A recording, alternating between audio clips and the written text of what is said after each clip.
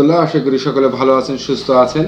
আজ আপনাদেরকে দেখাবো যে মাহরাম সহ হজের নিবন্ধন ফর্ম কিভাবে পূরণ করতে হয়। You are watching Sintu.com channel. বিশেষ করে সরকারি ব্যবস্থাপনা হজ পালনে যেসব ভাই এবং বোনেরা যাবেন তাদেরকে মাহরাম সহ হজের নিবন্ধন ফর্মটি ফিল আপ করে আপনাকে দিতে হবে। আপনি দেখতে পাচ্ছেন একটি ছক, যেটি হচ্ছে ফর্ম নাম্বার 2। এখানে 1 নাম্বার ইউনিটে হজ যাত্রী সংখ্যার কথা বলা হয়েছে। অর্থাৎ আপনারা যারা সরকারি ব্যবস্থাপনায় হজে যেতে চান, সেখানে কতজন যেতে চান ওই ফ্যামিলি থেকে, সেইখানে এই ইউনিটে হজ যাত্রীর সংখ্যা লিখবেন। যদি স্বামী স্ত্রী যেতে চান তাহলে 2 জন, আরও পরিবারে কেউ যদি যেতে চান, বাবা মা অন্যান্য সহ, তাদেরকে এই সংখ্যা এখানে লিখবেন। নির্বাচিত হজ প্যাকেজ, আপনারা জানেন যে সরকারি ব্যবস্থাপনায় সাধারণত 3টি প্যাকেজ হয়, প্যাকেজ 1, প্যাকেজ 2 এবং প্যাকেজ 3। যদিও গত বছর করোনার কারণের জন্য 2টি হজ প্যাকেজ হয়েছিল, সেটি এখানে উল্লেখ করবেন। 3 নম্বর হচ্ছে ইউনিটে হজ যাত্রীদের ট্র্যাকিং নাম্বার সমূহ। এখানে দেখেন যে ছক দেওয়া আছে, ছকটি আপনি কম বেশি করতে পারবেন। ক্রমিক নং, ট্র্যাকিং নম্বর, যারা প্রাক নিবন্ধন করেছেন তারা জানেন যে তাদের ট্র্যাকিং নম্বর কোনটি, সেই ট্র্যাকিং নম্বরটি আপনি এখানে লিখে দিবেন। আর মহিলা হজ যাত্রী মাহরামের ট্র্যাকিং নম্বর বা 18 বছরের কম বয়সে যদি হজ যাত্রী থাকে তার অভিভাবক ট্র্যাকিং নম্বরটি এখানে লিখে দেবেন। এবং ডান পাশে এখানে কি সম্পর্ক তাদের সাথে, যদি স্বামী স্ত্রী হয় স্বামী স্ত্রীর, সন্তান হলে সন্তান এখানে লিখে দেবেন, অথবা ভাই হলেও বা বোন হলে সেই বিষয়গুলো এখানে লিখবেন। 4 নম্বর পয়েন্টটি হচ্ছে সৌদি আরবে অবস্থানকালে জরুরি প্রয়োজনে বাংলাদেশের যোগাযোগ ব্যক্তি। অর্থাৎ আপনি যখন সৌদি আরবে যাবেন, ওইখানে আপনাকে যদি কোনো তথ্য এদেশের সাথে কোনো না কোনো কারণে প্রয়োজন পড়ে, সেই ব্যক্তির সাথে যোগাযোগ করার গেলে তার নাম এখানে দিবেন এবং তার মোবাইল নাম্বারটি দিবেন। 5 হচ্ছে জরুরি প্রয়োজনে সৌদি আরবে যদি থাকে যোগাযোগের ব্যক্তি, ইংরেজিতে পূরণ করুন। যদি সৌদি আরবে কেউ থাকেন, সেই ক্ষেত্রে অনেকে আছেন যে তার হাজবেন্ড অথবা তার বড় ভাই বা ছোট ভাই অথবা পিতা আছেন, সেই ক্ষেত্রে তাদের এই নামটি আপনারা এখানে ফিল আপ করবেন যদি থাকে। বিষয়টি এরকম। 6 হচ্ছে সৌদি আরবের মৃত্যুবরণ করলে টাকা ও মালামাল গ্রহণকারী ব্যক্তি, ইংরেজিতে পূরণ করুন।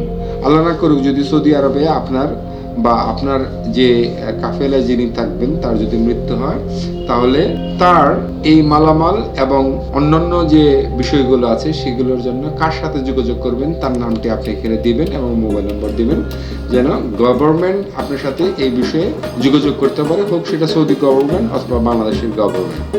অর্থাৎ এটা আপনাকে যোগাযোগ করবে।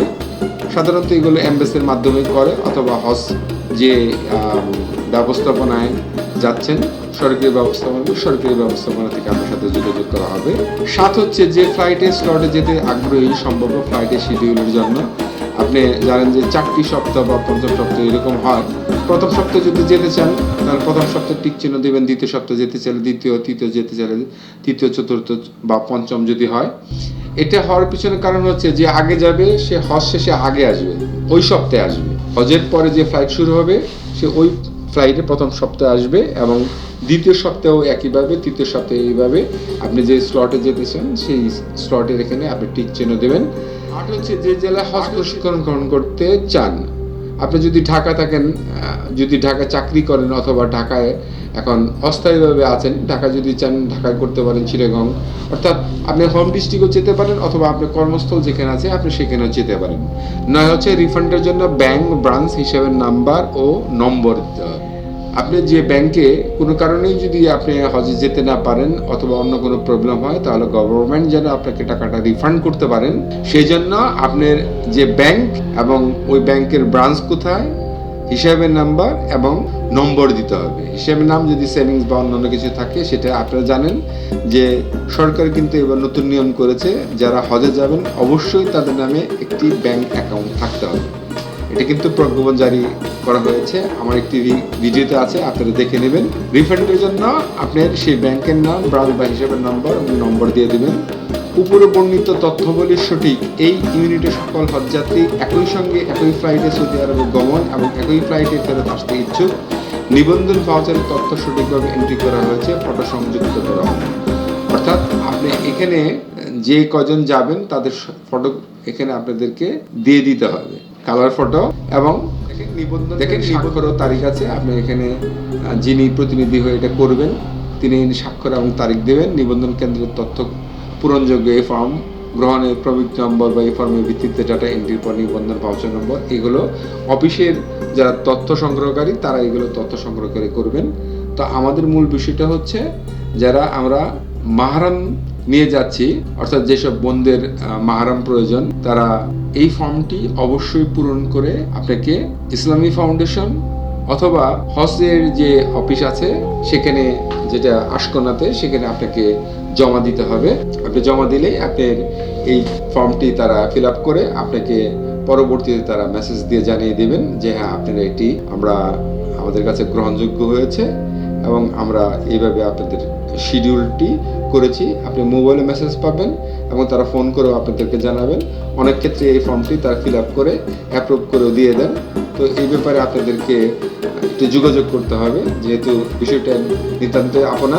তো বন্ধুগণ, আশা করি যারা মাহরাম নিয়ে হজে যাবেন তারা এই ফর্মের যে নিবন্ধন ফর্মের নিয়মটি সেটি বুঝতে পেরেছেন। তারপরও আপনারা এক নজর দেখেন কি কি চেয়েছে। ইউনিট হজযাত্রীর নির্বাচিত হজ প্যাকেজ, ইউনিট হজযাত্রী ট্র্যাকিং নম্বর, এই তথ্যগুলো এখানে পূরণ করে দেবে। সৌদি আরবে অবস্থানকালে জরুরি প্রয়োজনে বাংলাদেশে যোগাযোগ ব্যক্তি, তার ঠিকানা, জরুরি প্রয়োজনে সৌদি আরবে যদি থাকে তাহলে তার নাম, সৌদি আরবে মৃত্যুবরণ করলে টাকা মালামাল গ্রহণকারী কে করবেন সেটা, এবং তার মোবাইল নাম্বার, এবং কোন ফ্লাইটে যেতে চান সেটা, কোন জায়গায় আপনি হজ প্রশিক্ষণ করতে চান, রিফান্ডের জন্য ব্যাংক ব্রাঞ্চ হিসেবে নাম ও নম্বর দিতে হবে। এটা ফিল আপ করে আপনি সেখানে জমা দিয়ে দেবেন, ব্যাস আপনার দায়িত্ব শেষ হয়ে গেল। আশা করি বন্ধুগণ আপনারা এই বিষয়টি বুঝতে পেরেছেন। যারা বিষয়টি অবগত বা ভালো করে বুঝতে পারেননি তারা আমার নিচে হোয়াটসঅ্যাপ নাম্বার দেওয়া থাকবে, আমার সাথে কন্ট্যাক্ট করতে পারেন। আর এই ভিডিওটি বেশি বেশি করে শেয়ার করে দিলে অনেকেই এই তথ্যটি পেয়ে তাদের যারা কাছের মানুষ আছে তাদেরকে ইনফরমেশনগুলো পৌঁছে দিতে পারবেন। সকলে ভালো থাকবেন, সুস্থ থাকবেন। দেখা হবে আবার নতুন কোনো কন্টেন্টে। আসসালামু আলাইকুম ওয়া রাহমাতুল্লাহ।